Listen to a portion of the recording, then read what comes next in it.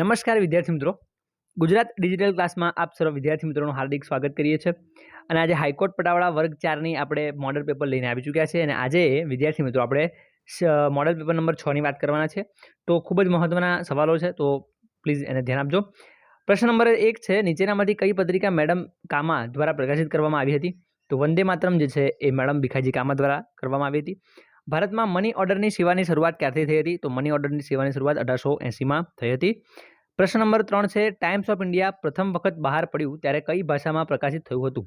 તો વિદ્યાર્થી મિત્રો, ટાઈમ્સ ઓફ ઇન્ડિયા જે છે એ અંગ્રેજી ભાષામાં પ્રકાશિત થાય છે. ઓકે, ત્યારબાદ વિદ્યાર્થી મિત્રો આપણે આગળ જોઈએ. પ્રશ્ન નંબર 4 છે,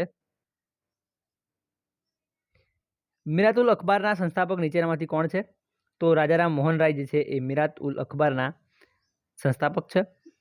ત્યારબાદ આગળ જોઈએ, ભારતમાં ડેટ્રોઇટ સિટી તરીકે જાણીતું સ્થળ કયું છે?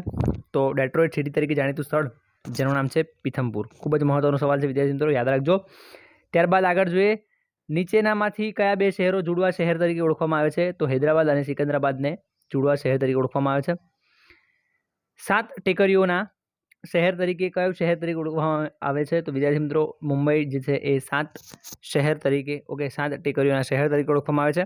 પ્રશ્ન નંબર 8ની ચર્ચા કરીએ. નીચેનામાંથી કયા મહાનુભાવને man of the peace man of peace તરીકે ઓળખવામાં આવે છે? તો લાલ બહાદુર શાસ્ત્રીને મેન ઓફ ધ પીસ તરીકે ઓળખવામાં આવે છે. કયા દોડવીરનું ઉપનામ ધિંગ એક્સપ્રેસ છે? તો હિમાદાસ જે છે એ ધિંગ એક્સપ્રેસ તરીકે ઓળખાય છે. ખૂબ જ ઇમ્પોર્ટન્ટ છે. ગદર પક્ષ એટલે કે પાર્ટીના સ્થાપક કોણ છે? તો લાલા લજપતરાય ગદર પાર્ટીના સ્થાપક છે. શીખોનું પવિત્ર ધામ તરીકે જાણીતું સુવર્ણ મંદિર તરીકે સુવર્ણ મંદિર કોણે બંધાવ્યું? તો અર્જુન દેવે બંધાવ્યું હતું. યાદ રાખજો વિદ્યાર્થી મિત્રો, સુવર્ણ મંદિર કોણે બંધાવ્યું હતું? તો અર્જુન દેવે બંધાવ્યું હતું. ચાલો, ઓકે. ત્યારબાદ ચિશ્તી સંપ્રદાયના સ્થાપક કોણ છે? તો ચિશ્તી સંપ્રદાયના સ્થાપક ખ્વાજા મોઇનુદ્દીન ચિશ્તી છે. અર્થશાસ્ત્રના રચયિતા કોણ છે? તો અર્થશાસ્ત્રના રચયિતા ચાણક્ય, કૌટિલ્ય, વિષ્ણુગુપ્ત પણ એમનું ત્રીજું નામ છે. એટલે એ અહીંયા આપણે જોઈએ તો એ અને સી બંને આવશે, બરાબર. અને ત્રીજું એમનું વિષ્ણુગુપ્ત નામ છે. ઓકે, એટલે અર્થશાસ્ત્રના એ રચયિતા છે. ત્યારબાદ હર્ષચરિત કૃતિ કોની નીચેનામાંથી કયા કવિની છે? તો હર્ષચરિત જે છે એ બાણભટ્ટની છે. ઓકે. મધર ઇન્ડિયા કૃતિના લેખક કોણ છે? તો મધર ઇન્ડિયા કૃતિના લેખક છે કેથરીન મેયો.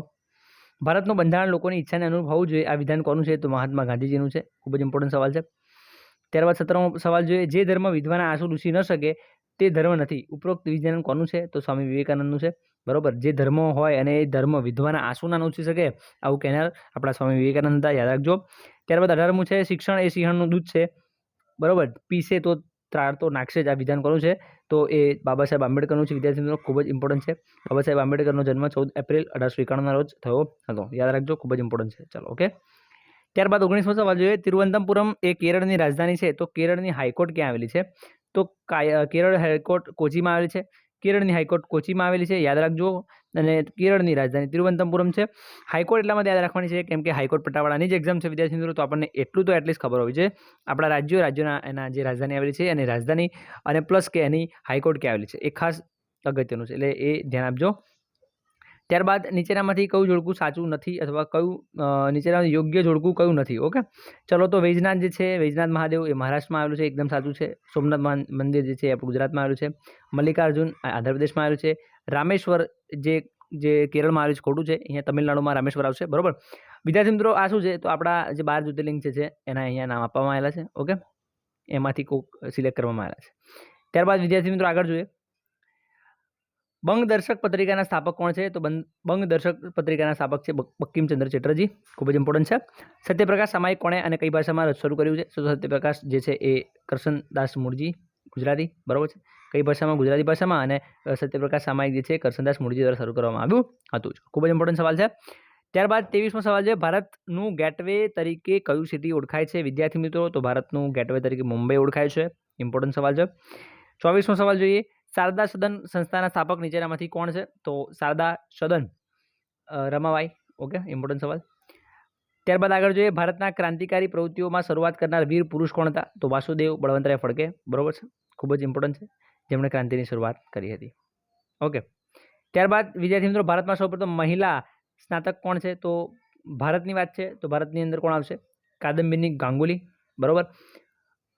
એટલે ખૂબ જ ઇમ્પોર્ટન્ટ છે. યાદ રાખજો, ભારતમાં સૌપ્રથમ સ્નાતક થનાર, ગ્રેજ્યુએટ થનાર. રાજ્યસભામાં નિમણૂક પામનાર સૌપ્રથમ મહિલા અભિનેત્રી કોણ છે? તો નરગિસ દત્ત છે.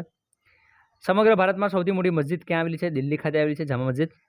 સમગ્ર ભારતની સૌથી મોટી હોસ્પિટલ નીચેનામાંથી કઈ છે? તો સિવિલ હોસ્પિટલ અમદાવાદ ખાતે. આપણા ગુજરાતની સિવિલ હોસ્પિટલ એ ભારતની સૌથી મોટી હોસ્પિટલ છે. વિદ્યાર્થી મિત્રો ખૂબ જ ઇમ્પોર્ટન્ટ સવાલ છે. ચલો ઓકે. ભારતમાં સૌથી મોટી હોસ્પિટલ જોઈ લીધી. હવે આપણે ભારતની સૌથી મોટી પોસ્ટ ઓફિસ ક્યાં આવેલી છે? તો સૌથી મોટી પોસ્ટ ઓફિસ કોલકાતા ખાતે આવેલી છે. ત્યારબાદ સૌથી ઓછી વસ્તી ગીચતા ધરાવતું રાજ્ય કયું છે? તો સૌથી ઓછી વસ્તી ગીચતા ધરાવતું રાજ્ય વિદ્યાર્થી મિત્રો અરુણાચલ પ્રદેશ છે. ખૂબ જ ઇમ્પોર્ટન્ટ સવાલ છે.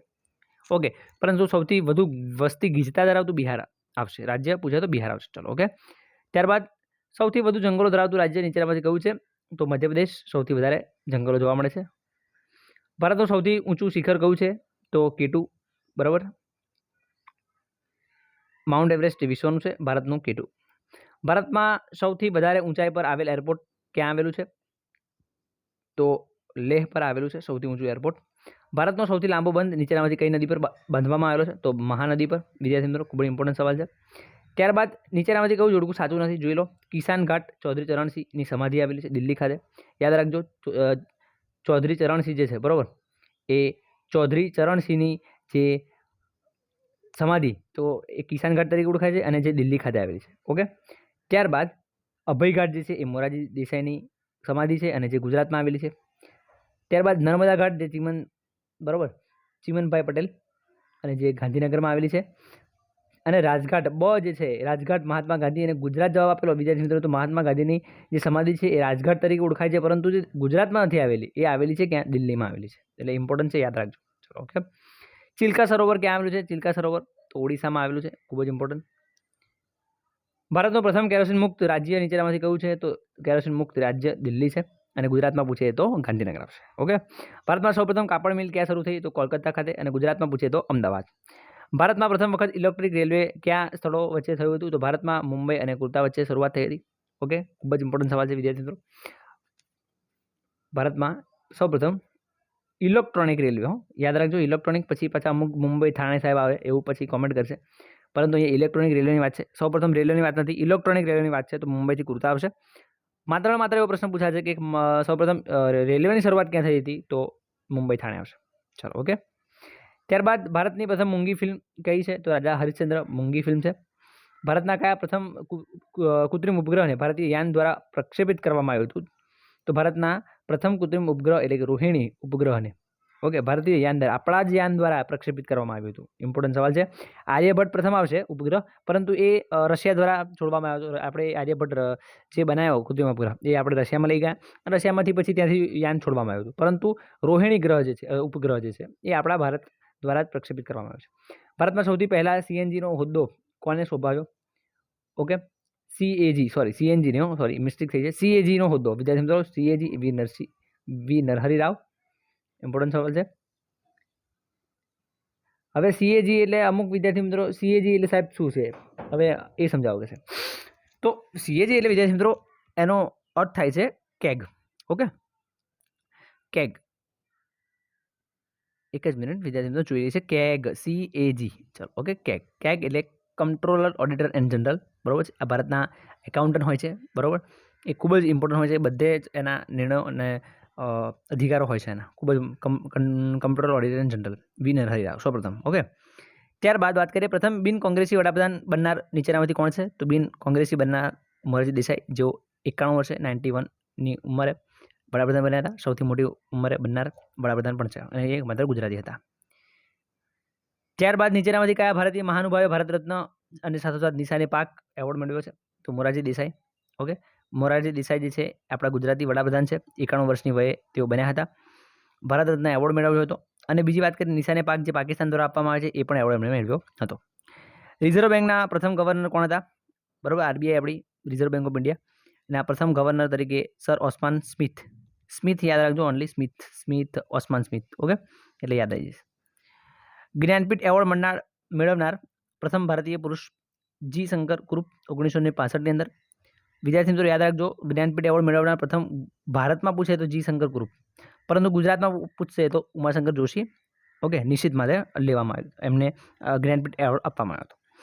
વન ડે ક્રિકેટમાં હેડ્રિક મેળવનાર ખેલાડી નીચેનામાંથી કોણ છે? તો ચેતન શર્મા. વન ડે ક્રિકેટમાં સૌપ્રથમ કઈ મહિલાએ IASનો હોદ્દો મેળવ્યો હતો? તો અન્ના જોર્જ. સૌપ્રથમ IAS Indian administration services. Okay, Anna George જે પ્રથમ IAS બન્યા હતા. ત્યારબાદ ઇંગ્લેન્ડ ખાડી પાર કરનાર પ્રથમ મહિલા કોણ છે? તો ઇંગ્લેન્ડ ખાડી પાર કરનાર જે આરતી શાહ છે. વિદ્યાર્થી મિત્રો IPS સૌ પ્રથમ બની હોય ને તો કિરણ બેદી યાદ રાખજો. Okay, IPS Indian police service IPS Kiran Bedi છે અને IAS પૂછે તો અન્ના જોર્જ અને આરતી શાહ જે છે એ ઇંગ્લેન્ડ ખાડી પાર કરનાર છે. ઓકે, હવે વિદ્યાર્થી મિત્રો ખૂબ જ ઇમ્પોર્ટન્ટ સવાલ તમારી સમક્ષ મૂકેલા છે અને આવા જો વિડીયો તમે જોવા માંગતા હોય, આવા ઇમ્પોર્ટન્ટ સવાલ જોવા માંગતા હોય તો આપણી ચેનલને આજે સબસ્ક્રાઈબ કરો અને આપણી સાથે બન્યા રહો. ત્યાં સુધી નવો વિડીયો લઈને આવીશું. ત્યાં સુધી જય હિન્દ, જય ભારત.